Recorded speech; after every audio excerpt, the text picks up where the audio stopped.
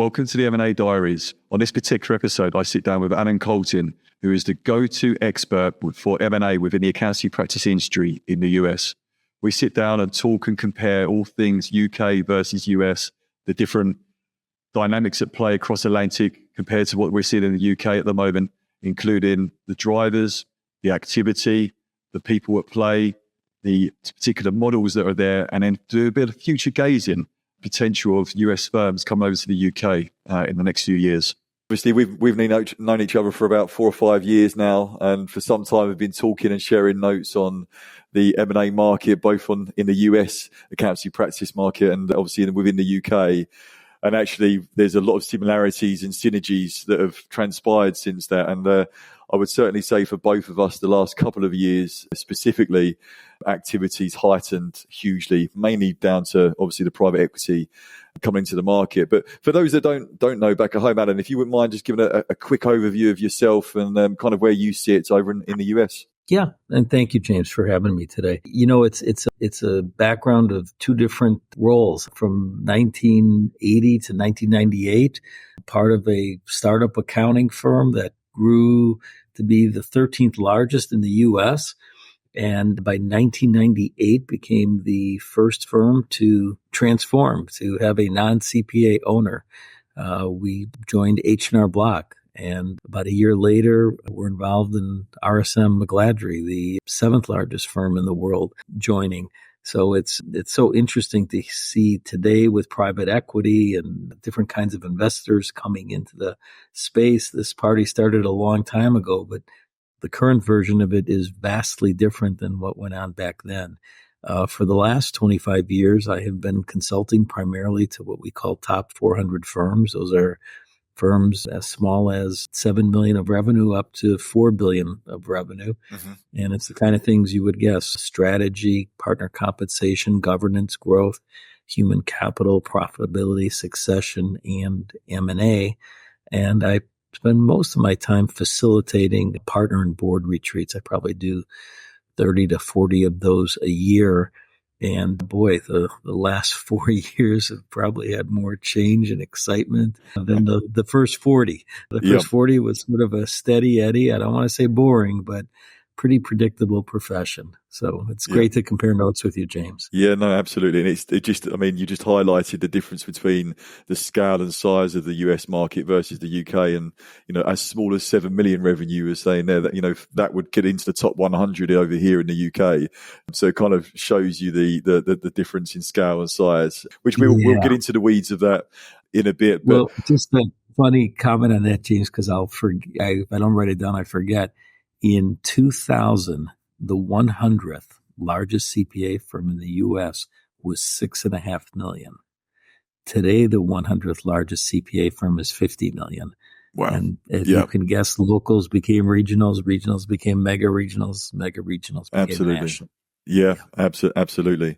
And you're right. The last couple of years, activities really sped up, and it'll be interesting to get your take on the drivers behind that from the US market. From the UK perspective, I think COVID really was the shot off the starter gun in terms of people, I think, expediting their retirement plans, because it really took a lot out of them. From a health perspective, but also from a stress control perspective, navigating their own businesses and practices through that period of time, which was, surreal in some circumstances. But equally, I think it took a lot of people gave people time to reflect on what they want from life and what is important from life. And there's many of them that wanted to jump off that hamster wheel, so to speak, and pass it to the next generation or sell. But the main drivers, I guess, behind that have been sitting around for some time is lack of succession. Over here in the UK, succession is a real problem. You may have fantastic accountants that are great with their clients and can run their team, but running a business and running a practice is a completely different kettle of fish. And there's not a lot of the next generation wishing to take on that responsibility. But conversely, if they are ambitious enough and do wish to step up, they're really struggling to get their hands on capital to buy out the equity partners that are in place, which is forcing the current incumbents or owners to look externally. You've got pressures on recruitment and talent acquisition, both retention and acquisition, which is driving a lot of what we're seeing at the moment, especially for maybe smaller or mid-sized firms where they're really struggling. They're losing good talent to larger firms. So they're then just deciding, well, this is getting too much, so we'll have to sell to try and find that attraction. You've got higher regulatory or increased regulatory admin and red tape coming in as well, which is causing headaches. And then obviously the advent of technology and software and AI coming in. There's a lot of the generation that maybe are looking at retiring soon or in the midterm. I just want to make it someone else's problem, someone else's game to take that forward. Or what we are seeing more recently on our waters is a lot of the larger independents or mid-sized independents are looking around and seeing what's going on by their counterparts and actually a little bit worried that they may get left behind in terms of AI and software development because they haven't got the private equity backing or the investment backing that the other platforms that are buying up their counterparts. So I think all of that is creating a bit of a perfect storm at this point in time.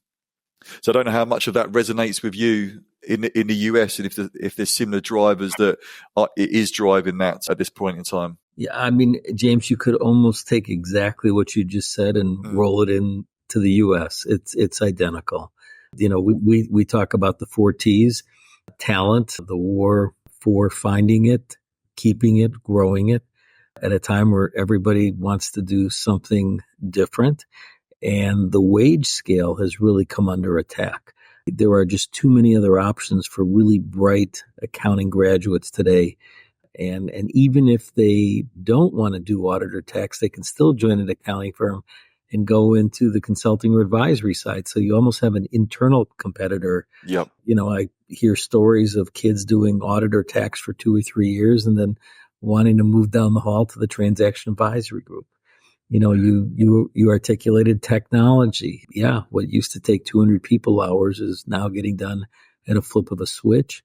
More work is getting done offshore at $25 an hour versus the $125 here to do it locally. And you know what? The kids don't want to do it. It's mundane, it's boring. And if you're really good at it, what's the reward? The partners give you more of it and burn you out.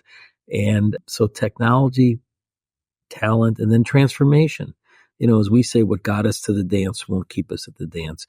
Technology, offshoring, it's all replacing the basic compliance function. What it should be doing is moving us to put our younger people in the fire sooner. You know, we all talk about being the trusted advisor.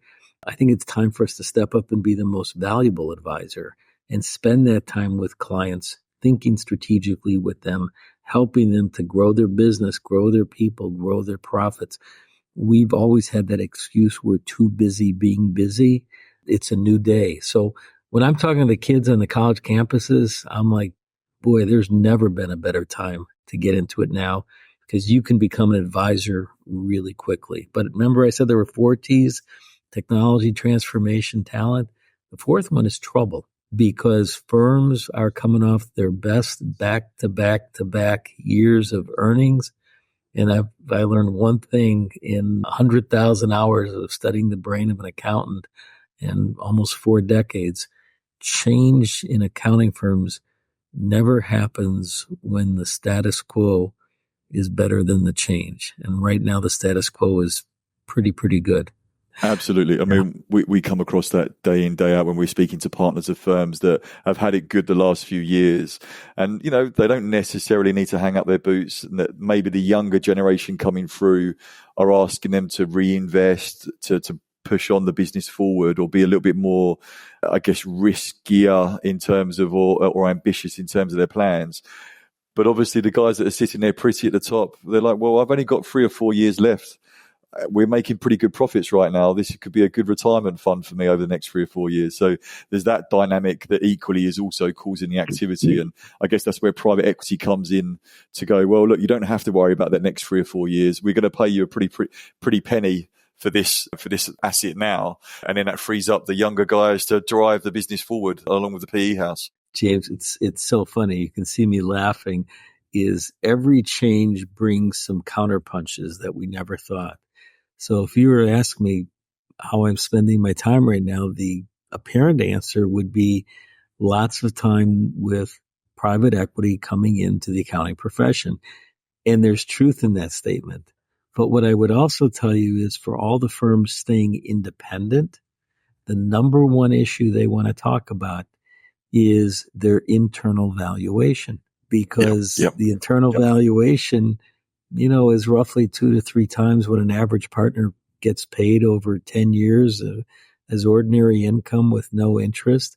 And private equity is coming in and disrupting the market and offering, if you're a foundation firm, a multiple of 10 to 14. And if you're a tuck-in, 5 to 9, and 50% of that as cash at close and favorable tax treatment. And so, what you have is when you go into these meetings and they don't want to sell today, sometimes the younger partners are seeing dollar signs, not today, but tomorrow, because they're saying, you know what, let's not do it now. Let's buy out the older ones on the cheap, get their ownership, and then we'll go to market. And the older ones aren't stupid. They've seen that Broadway play before. So that's a new one that has been left dormant for 40 years. We call it the unfunded chain letter or the Ponzi scheme. And now it's right at the top of the list of things that independent firms. I was having that precise conversation with an independent firm in a partnership the other day, where the younger guys and the older guys were aware of it, as you just said. They were fully aware of it, and the younger partners coming through were thinking, well, if they don't want to move just yet, we'll wait a couple of years, we'll buy them out. Because equally, you're right. There's some partnerships over here where they've rolled up their capital accounts so much that they've made it unviable for the next generation to buy in at this point. I mean, there was one such firm that I was speaking to a little while ago where the buy-in was actually £1 million for the next generation. I mean, who's got £1 million to be able to buy in? So they've had to amend their setup and their buy-in scheme. But equally, you've got those that have had partnership agreements for some time where they get an annuity payment that's paid out over 10 to 15 years. And what's happening now is the guys that are sitting in equity at this point in time are looking back at the individuals coming through and, do I trust them to run this business as I have done for 10 to 15 years? And if the answer's maybe not or possibly not, then again, selling to it could be another independent or private equity just relieves that barrier immediately. Yes, totally. Spot on. Yeah. For advisors and consultants like me and you, this is a very exciting time to be around. We're literally, as today's news of CBiz and Markham coming together to join forces in the U.S. to create a $2.8 billion firm. Sort of unseats Grant Thornton of the 7th largest in the U.S. I'm sorry, the 8th largest in the U.S. Wait, I can't do math anymore. They're big 4. Then the RSM in the U.S. is 5. BDO is 6. Grant was 7. Now CBiz is 7. And Grant moves to 8. Every day something new that we just couldn't anticipate happening. Oh, absolutely. And it won't be too long. In fact, we're aware of conversations already where the private equity platforms in the UK are already looking at the other private equity platforms in the UK. So it'll be like a Russian doll scenario over the next couple of years, I imagine. And we'll go on to that in the future, because we've spoken about it previously about how the large US firms might have their eyes on the UK as well. So we'll move on to that in a little bit. But I wanted you touched upon it about valuations. I'd love to understand kind of the multiples that you're seeing over in the US market. And obviously I can share the same on the UK. But so, yeah, you kind of alluded to a couple of multiples there. Yeah. So when the party started in 2021, with Eisner Amper and Tower Brook Capital and Citron Cooperman and New Mountain Capital. And then the year after, Cherry Beckert with Parthenon Capital. And I'm only focused right now on the top 25 firms. The trading multiples were, give or take, 10.5 to 11. When the next round went, firms like Baker Tilly and Grant Thornton, top 10 firms, much bigger firms, 2 to almost $2.5 billion of revenue, those went at 12. In the more recent round, starting with firms like Aprio and Charles Bank and soon to be announced one or two others. Those are trading closer to 13. One is actually even 13 and some change. Interesting. So the multiples are moving up.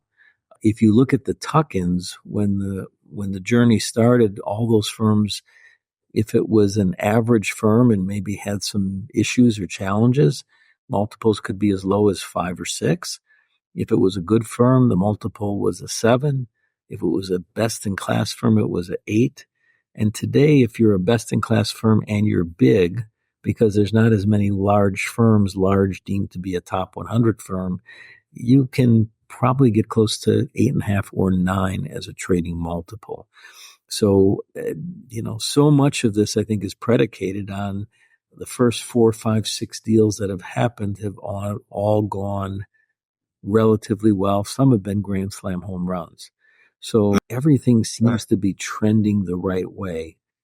People say to me, are they all going to be home runs? And the answer is no, they're not. But so far, great PE firm with great accounting firm with an understanding of what they're jointly trying to build, an alignment. I think those are going to be successes. Yeah. Yeah, I think the similarities are actually crazy from what you was mentioning there. So absolutely, the first round of platforms that were bought into, they were probably looking at around the 8, 9, 10 times kind of multiples. But the tuck-ins now, as the platforms are going out and acquiring, if you're anywhere up to around about the 5 million mark, you're going to be looking at probably 4 to 5 times multiple. For good strategic fits, 5 million revenue business, you may peak at 6 times. And then once you get above the 5 or 6 million and heading towards the 10 million mark, it could sit anywhere between a 7, 8, potentially 9 million multiple as well. But like you were mentioning there, in the last few months, where a lot of the platforms are all fishing in the same pond, and that pond is starting to get a little bit bare of opportunities, those that are speaking still to platforms, and they're able to run a really competitive process. And we've seen spikes in multiples. There was one to be announced soon, and that went for 11 times, which was significantly higher than what we have seen over here in the UK so far. I wasn't part of that deal directly, but I knew the parties involved in it. So yeah, it is interesting, but that was really an outlier. And the reason why they were able to push to 11 times was really, really strong leadership team underneath the current leadership team. And strategically, it made sense for the acquiring party. It was a part of the UK they wanted to get into. It had really good service lines. There were certain specialisms that the buying firm didn't necessarily have within their toolkit. So it made sense to pay a little bit over the odds. But, generally speaking, 5, 6, possibly 7 times is where a lot of the firms are sitting at that 5, 6 million pound revenue at this point in time. So yeah, no, interesting times there. I guess from my side, I always ask the next generation, what are they looking at for them? What does the private equity model mean for them? And there's varying models out there.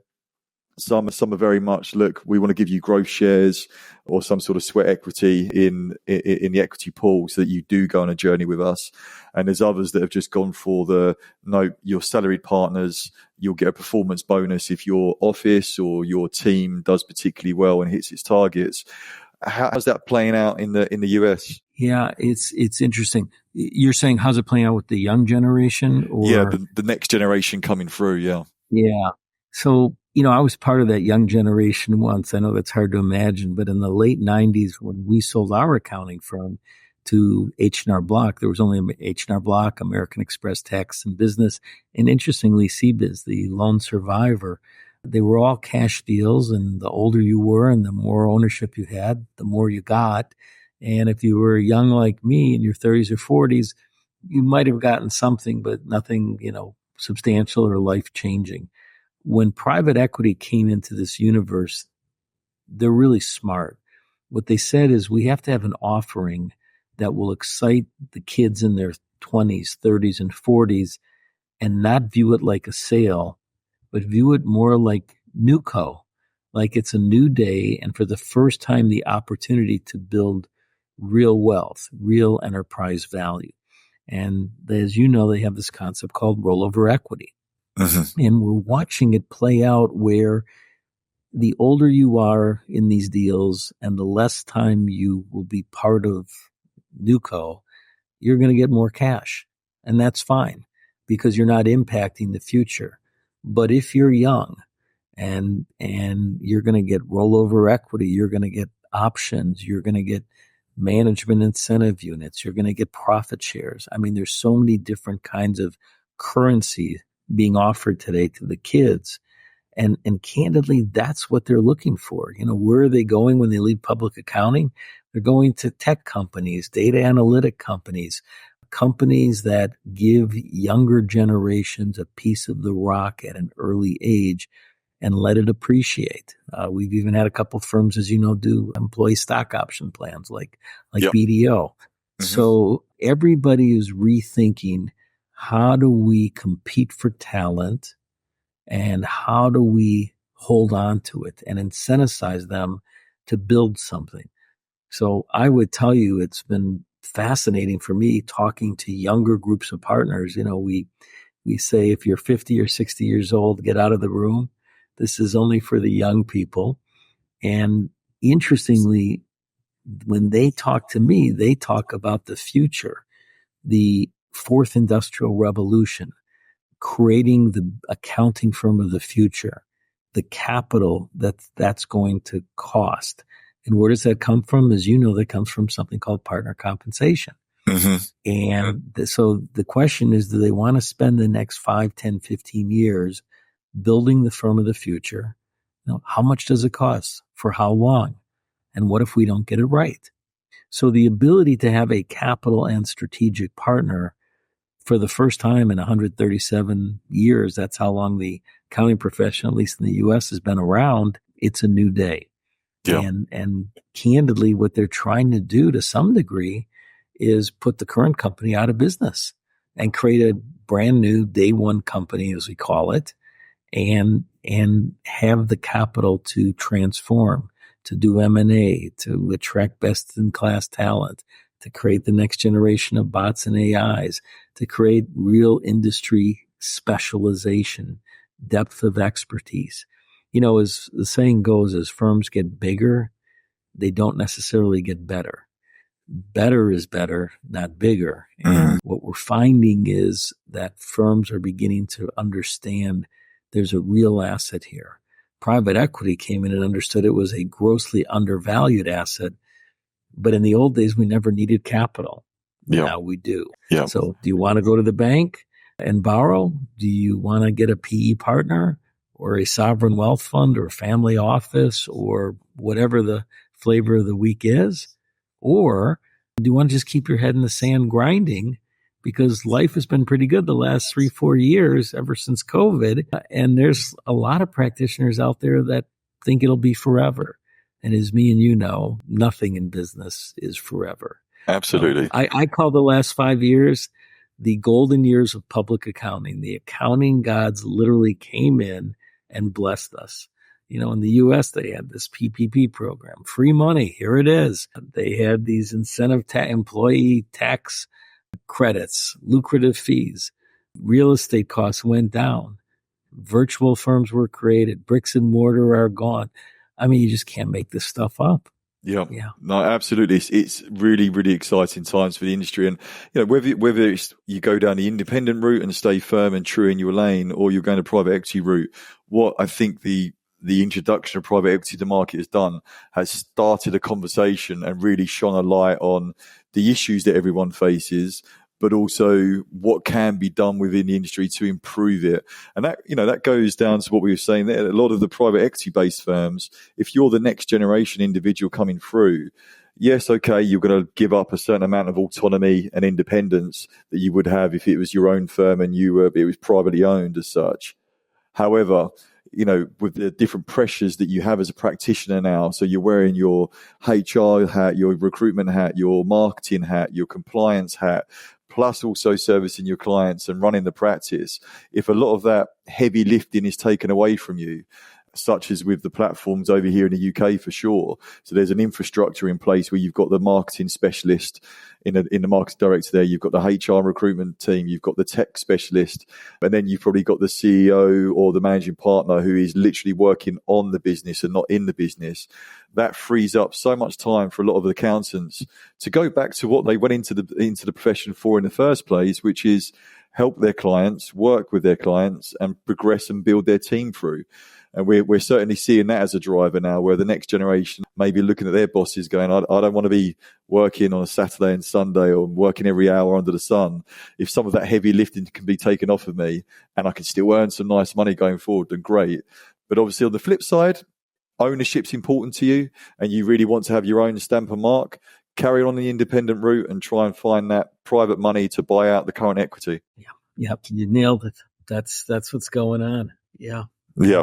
It's so interesting whenever I talk to you, James, because I think, we live in our own worlds, our own countries, but everything comes out in the wash. And what I mean is it literally, some trends take fold quicker in the UK and Europe and other countries, and other ones happen first in the US.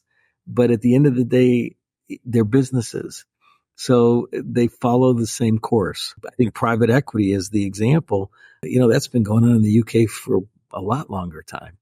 And it's much more advanced. So yeah, has it happened quickly here in the US? Yeah.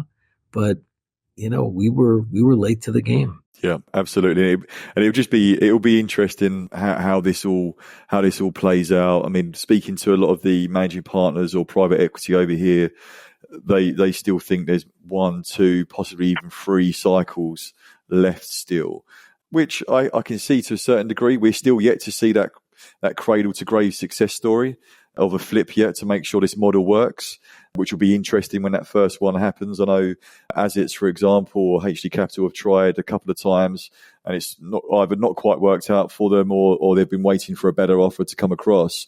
So it'll be interesting when that first flip happens, which I believe we're close to, especially with the cycles that some of the private equity guys are in over here. But I certainly suspect, and from conversation from us over the years, that I think a lot of the big US firms will go where it's been quite disjointed over here in the UK and fragmented.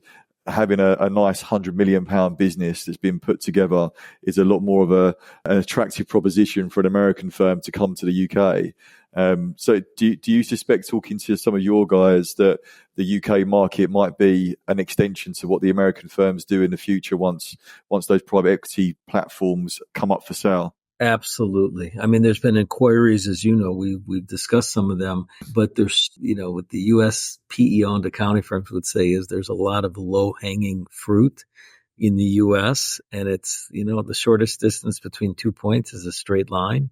So my guess is 2021, 22, 23, 24, 2025. I think it's around 2026 where I think strategic plans now talk more about global firms.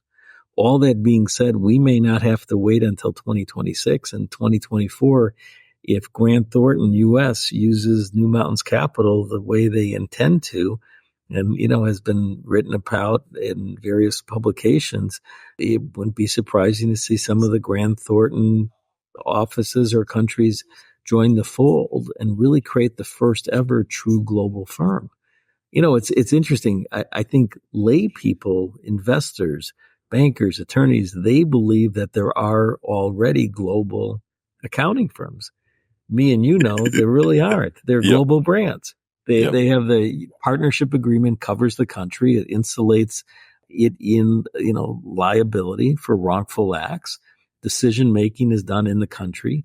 Profits are not shared outside the country. Referral fees may be paid, but it's all kept. And they brand, if you will, worldwide as we're one seamless organization. The truth is, if there's 100 countries, there's 100 unique firms sharing a name. So, I would guess Grant has the head start here because they're the first of the big 7, if I can call it that, to have PE money. My guess is of the big 4, E&Y is probably the next one up. But, I wouldn't rule out transformation for a BDO, an RSM. I think the day will come where the top 10 firms will all be global firms, true global firms, not just global brands. Yeah. I know it'll be super interesting, and you're exactly right. I mean, people have got the same impression of the likes of Sony in the music industry. They're all fragmented from country to country. They don't really speak to each other. And I was lucky enough to work in the music industry beforehand, so I knew how their royalties flowed, and there might be a particular artist that will have royalties in the UK, and as part of their deal with Sony, they have to offset against, I don't know, the royalties in France. But they wouldn't speak to each other, and it would become this complicated mess because you're dealing with essentially a third party, even though to external individuals they think it's all under one roof. It's not. So you're exactly right, and it'll be interesting to see how that plays out with Grant Thornton for sure. And that's also sparks the conversation of potentially another exit. If it's not a PE flip or not to an American firm, of public flotation of some kind. Which I know there's been some law firms over here that have tried in recent times, and the partners have kicked back.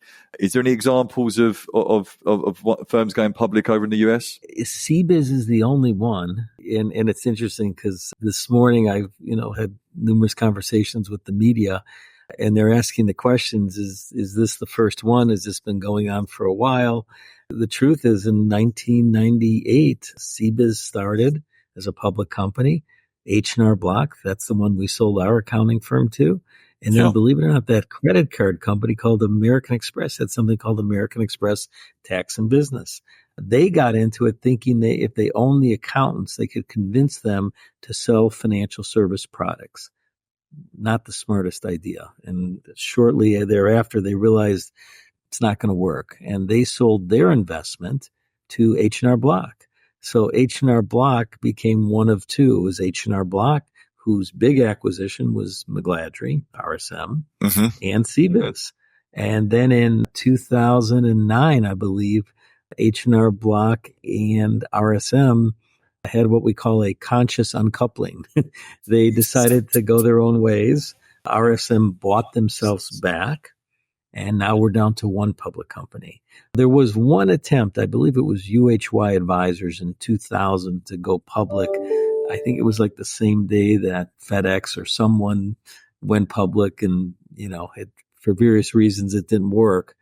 But I think you're going to find that the flip, the resale of some of these PE-owned accounting firms, they won't sell to a bigger PE fund. They will do an IPO. Matter of fact, I'll have a friendly wager with you, James, that there'll be 2 or 3 of those in the next 5 years that happen. Some will just bypass private equity and go right to an IPO. Obviously, those would be the very big ones like the big 4. But I also believe some of these top 25 deals will do an IPO. And it sounds like you've got the inside track on that already. So that's a wager that I might not take because I'll be losing that. Full disclosure, it's already being talked about. Yeah. Well, as we've said, I imagine that we'll be talking between us as well as the UK businesses start posturing and looking for potential suitors, and the US firms are looking over in the UK. And I look forward to us working on some transactions together, hopefully in the next couple of years as they come round. But James, I'd love to do that. Yeah, no, absolutely. And I guess this is a question that's already been answered throughout this whole conversation, but the last couple of years and with the outlook moving forward for the next couple of years, I imagine your inbox and your day-to-day activities have just gone through the roof with the amount of deals that you're working on, people that you're speaking to. James, I think we've talked sort of off camera, over the months about this phenomenon, and you're experiencing it as much as I am. In the old days, 2021, when a private equity firm called and wanted to meet with you, you'd make the whole day available. It was sort of an honor. And then all of a sudden, you noticed a trend where there was like one a day. And you realized you could have a full-time job just educating private equity on why the accounting profession. Yep. And then the proverbial all-day meeting became a 1-hour call. The 1-hour call became a 30-minute call. The 30-minute call became a 15-minute call. And you came to realize that this is how many private equity firms want to come in, but there's only these that number of accounting firms. Absolutely. So Yeah. I was warned about this. Here's what I was told. You watch, Allan, just like other industries, veterinarian practices, dental practices, HVAC companies, when one PE fund cracks the code, they will all come in. What I didn't understand is just like professional boxers, heavyweights, middleweights, welterweights, it started with the bigs on the bigs, and now you got the middleweights, and now you got the welterweights, and then you also have in the U.S. all these roll-ups, smaller PE funds saying, hey, come join us. You can keep your name. You can keep your culture. You can keep your software. We'll leave you alone up until a point. And for the fiercely independent firm that doesn't necessarily want to line up and be part of a big company, this is another option. And those firms are competing and winning against some of the large PE-owned accounting firms. Yeah. So we've certainly insanity.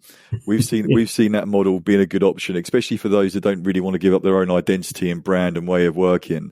It will allow them to continue, but also cash out and de-risk. So there is one particular firm over here, Zenadin, who went down that model, and they had all the separate, because they thought there was goodwill in the names. And in the last couple of months, I believe, probably last month, they've now rebranded to be Zenadin as a whole.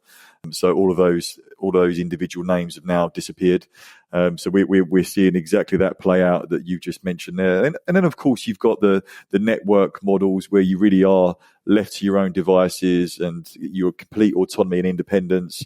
You probably still own a large majority of the equity, or at least 49% of it, and it's just there to help you and give you the roads and avenues and connections to the wider world, so you can have on the boots advice for one of your clients, whether it's in Germany, the US, or wherever it may well be. You can actually go via your network into that. So there's various different models out there that you can kind of pick out. But certainly for me, it's been interesting that the last couple of years, it's not just the large firms, it's not just the media, it's every echelon of the ecosystem in the accountancy practice sector is being hit by this or impacted by it, whether it's the sole practitioner on his own that just wants to give up the ghost now, or through to some of the top 20 firms where they're looking at what their future holds.